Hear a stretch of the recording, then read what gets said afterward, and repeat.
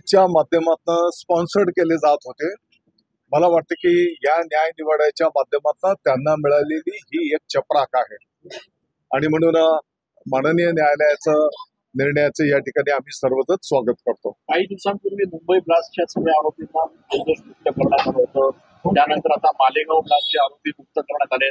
पण नेमके हे ब्लास्ट घडवले कोणी असा प्रश्न उपस्थित होतो। नाही, विषय तोच आहे की ज्याने कोणी हे दुष्कर्म केलेलं असेल, हे कृत्य केलेलं असेल, तर त्या मूळ लोकांना शोधणं आणि त्यांना त्या ठिकाणी कायद्याप्रमाणे शिक्षा करणं।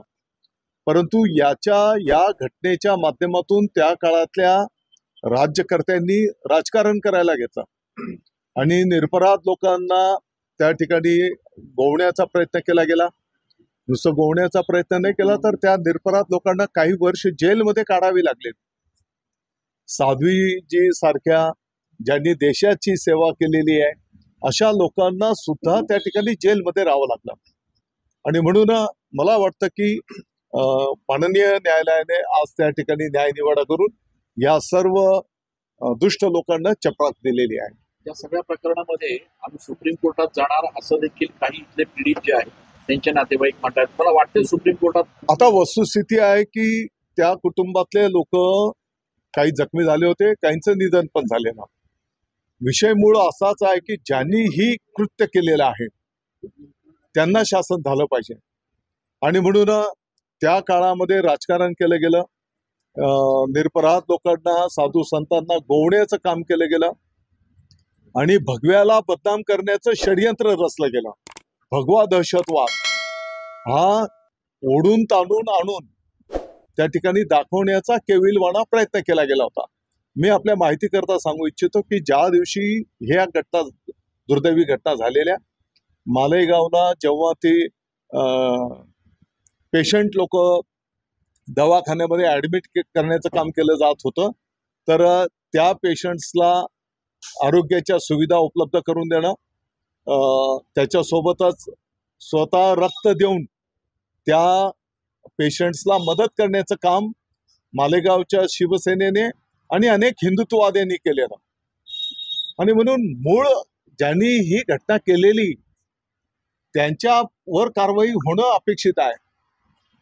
परंतु दुर्दैवाने जे कोण राज्यकर्ते होते त्याने याला त्या घटनेचं राजकारण करायला घेतलं आणि साधू संतांना, ज्यांनी देशाची सेवा केलेली अशा सैनिकांना याच्यामध्ये गोवण्याचा प्रयत्न केला गेला। काही वर्ष त्यांना जेलमध्ये पण राहावं लागलं, आपण बघितलेलं आहे। अर्थात आता या ठिकाणी न्याय निवाडा झालेला आहे। आपल्या लोकशाही प्रक्रियेमध्ये न्याय मागण्याचे अधिकार आहेत, परंतु आम्हाला विश्वास आहे की वरिष्ठ न्यायालयामध्ये सुद्धा हे सर्व जे काही पुरावे आहेत, कागदपत्र आहेत, ते पाहता त्या ठिकाणी हाच निर्णय कायम होईल।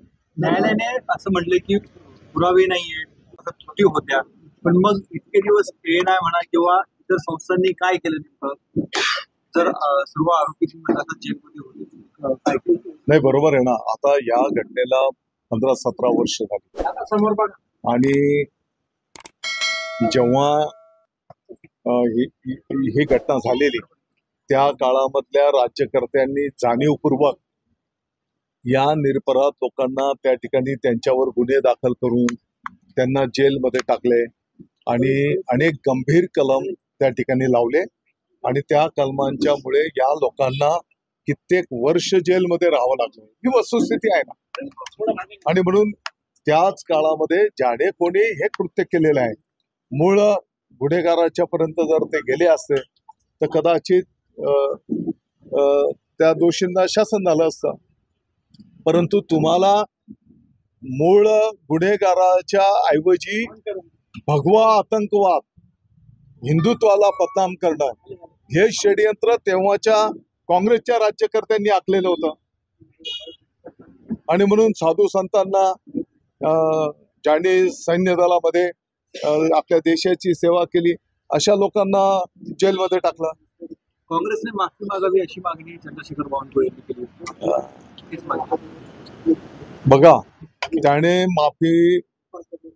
माफी तर हिंदुत्वाची, देशाची मागितली पाहिजे काँग्रेसवाल्यांनी, आणि ती माफी मागून पण ते काही स्वच्छ होऊ शकणार नाही.